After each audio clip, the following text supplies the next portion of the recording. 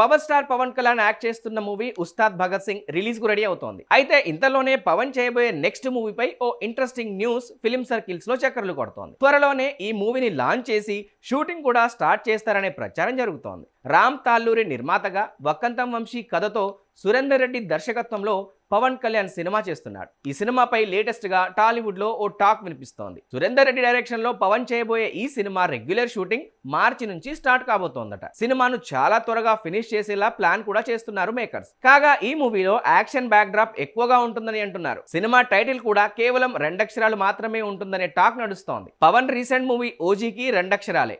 ఆ సినిమా పవన్ కెరీర్ లోనే భారీ విజయాన్ని సాధించింది.